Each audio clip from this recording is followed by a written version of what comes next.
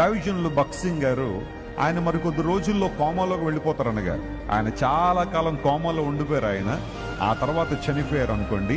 ఆ వెళ్ళడానికి ముందు ఆయన ఒకసారి ఆదివారం ఒక ఆరాధనకు తీసుకొస్తాను, దేవుని మందిరంలో వాక్యం చెప్పడం తీసుకొస్తే 4 చేతులు పట్టు తీసుకొచ్చారని. నడవలేని పరిస్థితులు ఉన్నారు ఆయన. నడవలేని పరిస్థితుల్లో 4 చేతులు పట్టు రాగానే, ఆ పుల్పిట్ మీదకి రాగానే ఆయన అందరి చేతులు వదిలించుకుని అలా తిన్నగా వెళ్ళి ఆయన ఎక్కడైతే కాసేపట్లో ప్రసంగం చేయబోతున్నారో ఆయన వెనకాల ఒక కుర్చీ వేయబడి ఉంటే ఆ కుర్చీ దగ్గర మోకాళ్ళు వేసి దేవుని సన్నిధిలో ప్రార్థన చేయడం ప్రారంభించారు. చర్చ్లోనికి రావడానికి 4 పట్టుకుని నడిపించాల్సి వచ్చింది. అంత బలహీనతలు ఉన్న ఆయన వెళ్ళంతో మోకాళ్ళు వేసి ప్రార్థన చేసి ఆ తర్వాత వాక్యం చెప్పేవారు. అలాంటి గొప్ప దైవజనులు మనందరికీ గొప్ప స్ఫూర్తిని, మాదిరి ఉంచడానికి కారణం ఏంటో తెలుసా?